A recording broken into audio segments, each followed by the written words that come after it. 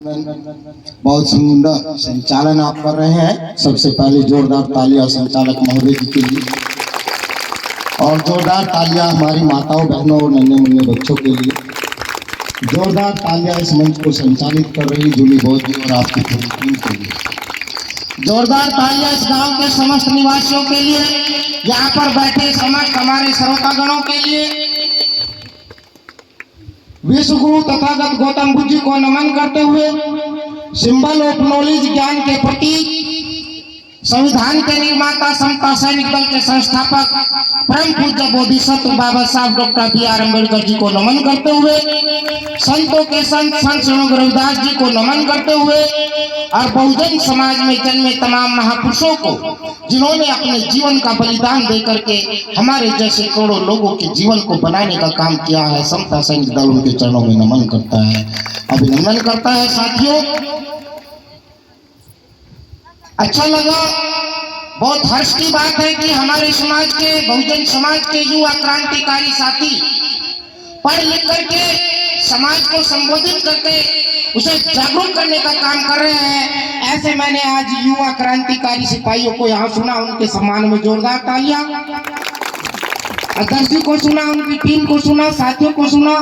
आपका अभिषेक नाम है? ऋषभ देशमुख। ऋषभ भाई को सुना, एक नन्हा बच्चा है आपका, बहुत ही सुंदर आवाज में और सुंदर विचारों को आप तक प्रस्तुत किया। साथियों, आज का जो दौर गुजर रहा है वो बहुत दुखद है। तमाम लोग खुशियां मना रहे हैं और गांव गांव बुद्ध कथाएं चल रही है, जागरूकता अभियान चल रहा है। जब बाबा साहब डॉक्टर बी.आर. अम्बेडकर जी काम करते थे, जब बाबा साहब ने अपने जीवन का संघर्ष काल आरंभ किया, तो शिक्षा को प्राप्त करने के बाद सर्वप्रथम बाबा साहब डॉक्टर बी.आर. अम्बेडकर जी ने 24 सितंबर 1924 को एक संगठन समता सैनिक दल बनाया। सिर्फ एक संगठन, और उस संगठन के बल पर बाबा साहब डॉक्टर बी.आर. अम्बेडकर जी ने 10,000 सिपाहियों को महाराष्ट्र में इकट्ठा किया, उनको ट्रेन किया और 3 वर्ष तक उनको ट्रेनिंग देकर के तैयार करने का काम किया।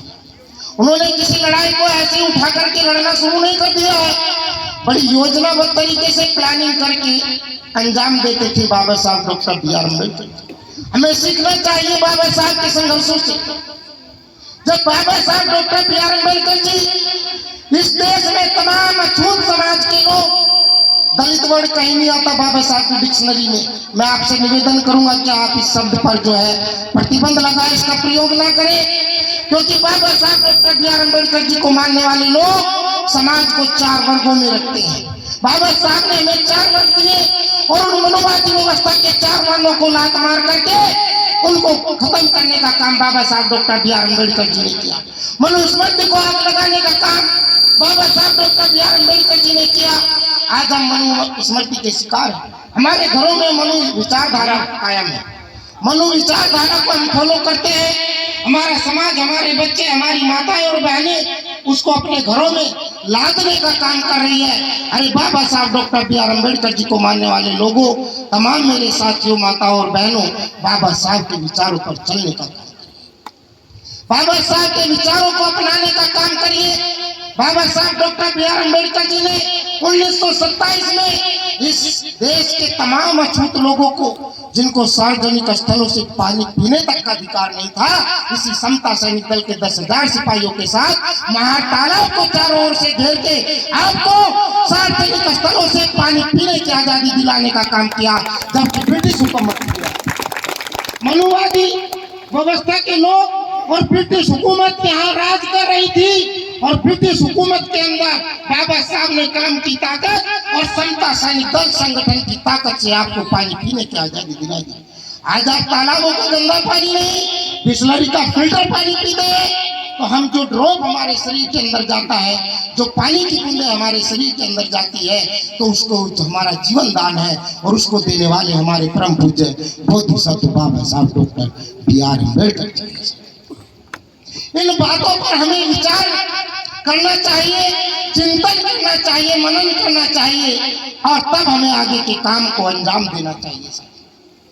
मान्यवर साहब का श्रीराम तमाम लोगों ने नाम सुना है, तमाम लोग पूछते होंगे मानव साहब काशीराम जी को, तमाम लोग उनकी जयंती मनाते हैं, लेकिन क्या मानव साहब काशीराम जी को आज हमारे समाज के लोग फॉलो कर रहे हैं?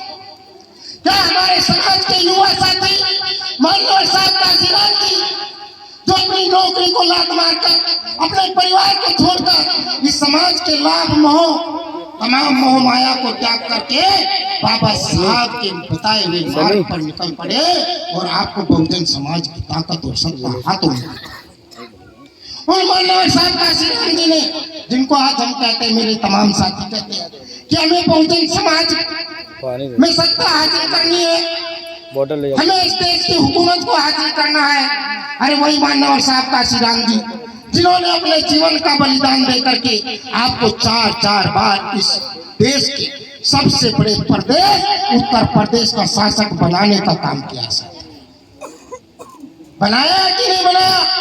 आपको 4 बार शासन दिया है, 4 बार बहुजनों की सत्ता आई है और उसी सत्ता से हमने दहाड़ना सीखना सीखा है, हम लोगों ने बोलना सीखा है, हम लोगों ने पहनना सीखा है, हम लोगों ने अपनी आवाज को बुलंद आवाज आए तो छोटे छोटे बच्चे कहते हैं मैं फलाने क्षेत्र की बुलंद आवाज।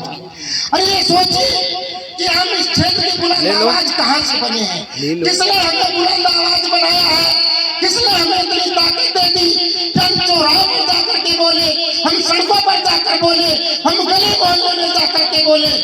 और हमारे साथी आज गले में हाथ डाल करके उनकी जो है अपने हक अधिकारों को छीनने की बात करते हैं।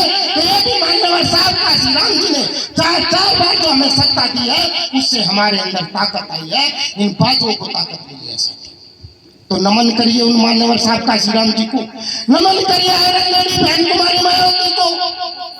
वो आप ही की जैसी बेटी थी, आप ही के घर की बेटी थी। मैं तो जानना चाहता हूँ समाज के उन लोगों से कि कितने लोग अपने बच्चों को, अपनी लड़कियों को, अपनी बेटियों को बहन जी की राह पर चलाना चाहते हैं। कितने लोग अपने घर में अपने बच्चों को, अपनी बेटियों को बताते हैं कि आयरन लेडी बहन कुमारी मायावती जैसा बने। मैं राजनीति की बात नहीं कर रहा हूँ साथियों, तमाम लोगों को लगता है कि पीपी सिंह आते हैं वो राजनीतिक बातें करने लगते हैं। मैं राजनीति की बातें नहीं कर रहा हूँ। अभी हमारे भाई ने बोला था, बहुत सुंदर बोला था कि महिलाओं को ये जानना चाहिए कि हमें ताकत कहाँ से मिली है। सिर्फ और सिर्फ इस देश में ही नहीं, पूरी दुनिया में एक ही व्यक्ति है जिन्होंने महिलाओं को हक अधिकार देने का काम किया, 50% आरक्षण देने का काम किया, महिलाओं को मान सम्मान स्वाभिमान देने का काम किया। वो है परम पूज्य बोधिसत्व बाबा साहब डॉक्टर बी.आर. अम्बेडकर जी हैं। वो उन्होंने आपको अधिकार दिया। माता रमाबाई, अभी भैया ने बताया, माता रमाबाई ने जीवन भर साड़ी नहीं पहनी, अपने शरीर को साड़ी के पल्लू से नहीं रख पाई, अपनी साड़ी पहनने की इच्छा पूरी नहीं कर पाई। आज हमारे समाज की तमाम महिलाएं, तमाम बहनें, हमारी बहनें कई हजार की साड़ियां पहनती हैं। वो माता रमाबाई के बलिदान की बदौलत पहनती है। नमन करिए माता रमाबाई। वो माता रमाबाई का बलिदान था। उनके 4 बच्चों के खून का कर्ज है हमारे ऊपर लदा है, उनके 4 बच्चों के दूध का कर्ज हमारे ऊपर लदा है। उस कर्ज को महसूस करिए साथियों।